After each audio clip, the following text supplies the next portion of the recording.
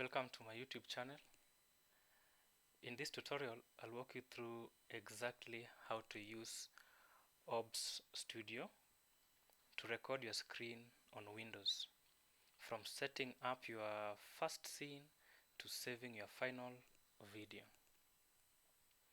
Now, whether you're recording a gameplay, tutorial, or presentation, this guide will help you get started quickly and confidently. So, without wasting time, let's begin. So first thing you want to do is to jump to your browser. Then in your browser you will just type here OBS project. It's a software. And click enter. You get the link. Those ones who are using Chrome, it will be easier and better. Any browser can do. So you get three options for depending on your operating system: the Windows, Mac OS, and Linux. So in this case, you click on Windows. I'm using Windows, but I've already downloaded the file, so I won't download again. The file is around 140 something MBs, so I won't be downloading it today. Now let's move to the next step. Step 2, once you have downloaded your file, you've installed it, and it brings you to a page like this. You will decide whether you want to link it straight to your YouTube channel or you want to just use the recording bit of the app. So I'll be taking you through the recording bit, and then maybe another video. In my next video we'll be talking about how to use this particular OBS app to live stream on YouTube. So the very first step is to create a new scene. On your left hand side, like in my case, we have scenes here, and then we have sources. So scenes are the recordings, whatever you are recording. Then sources is the display, whichever monitor you are using. Like in my case, I am having two monitors. I'll show you in a bit. So you will select which monitor you are using. So the name of the monitor will be there, so you should be able to identify your monitors by name. Then this third column is audio mixer. OBS automatically records your desktop audios. So whichever audio that comes within your desktop, it will record it. But again, if you have a mic or an aux input that gives you a microphone, then it will also capture that. You can easily regulate the volumes of the whichever audio you're recording, whether it is for desktop audio or mic audio. So like in this case, if I lower it down, my voice disappears, and then if I increases it, it comes back. The next thing is the scene transition. So here you can see the fade. We have the fade and cut. If you want to cut at some point, you don't want a certain clip, or you want to fade it so that it disappears. Then your fifth column is now the controls. So here, if you want to stream live on YouTube, because this app is linked straight to your YouTube, you will link it. It will ask you whether you want to or not. Then you can manage your broadcasts here, and this includes things like chats, conversation, replying text, responding to comments, those kind of things. Then your start and stop button for recording. As you can see here, I'm already recording, so it is, if I click it, it will stop recording. And then the next one is I can actually also pause my recording and start again or continue.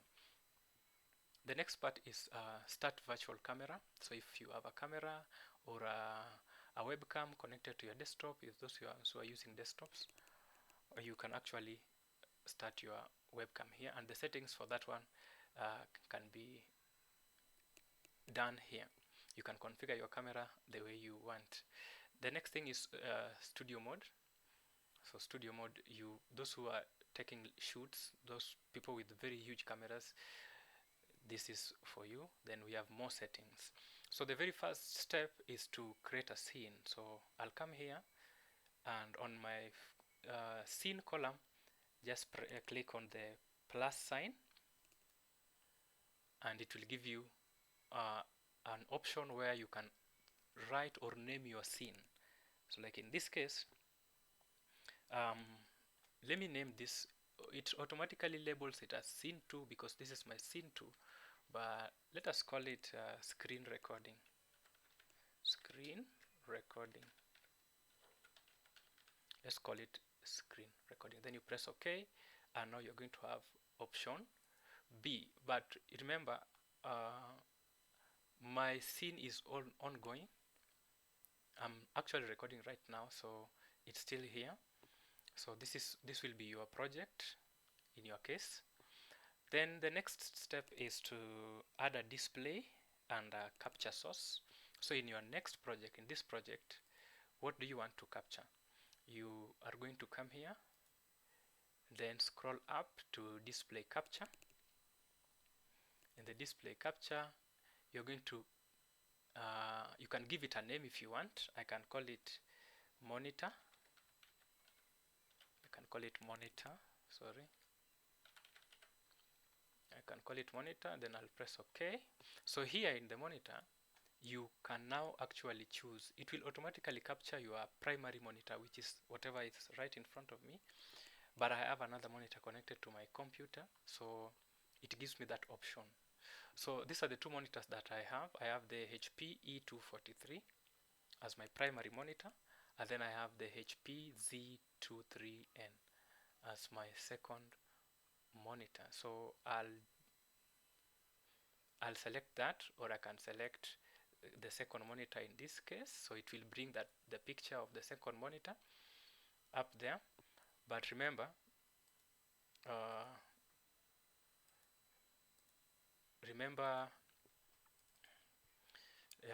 remember our very first scene was the initial screen. So right now we are capturing screen 2. Yes, now the next thing to do from that moment, or from that point, we move to audio, the audio scenes, the audio mixer. So here the audio scenes, we are not going to touch it. We are going to adjust the settings for audio scenes and the rest here in the 5th column under settings. So I'll click on setting, and then I'll just drag this here. And then here we are going to look at the output. So in the output, you can adjust it the way you want. You can adjust the output how you want. So OB captures your desktop audio by default, but you can also give it a microphone or a system sound. In our output settings, which is actually recommended, so when you go to settings, you click on output, and then we have a recording format. So you can use MP4 or you can use MKV. So here the recording format, there's this option. So you can click on the drop down menu. You're going to have MP4 and MKV, but by default it goes to MKV, which is a better format. The next thing is recording path. So you choose where to save your files. Here you can see it automatically saves to my videos folder. So the recording will be in my video folder. The next thing is the bitrate. Usually between 5,000 to 8,000 kilobytes per second is good for 1080. So your bitrates, you can choose 5,000 to 8,000 kilobytes per second, which is very good. But in this case, you can see it is only 13. So you can change that to 5,000. 5,000 KB per minute. And then now from there we move to set resolution and FPS. You can click apply, press OK, back to the same settings. Now here we move to set resolutions, which we had already done. Now come to videos. So in the videos here, The base Canva resolution is usually 1920 by 1080. The output scale resolution keeps the same for best quality, just keep it the same, the output scale. So like in this case, automatically it goes to 853. You can keep it at 1920 by 1080. And then the common flips per second value, keep it at 30. Lastly, go back and click start recording. So when you are done recording, like in my case, I'll click stop recording. So if you want to learn how to use this OBS software for streaming on YouTube, please click the link on my bio to get the video for our next project. Thank you, and subscribe to my channel if you like my content.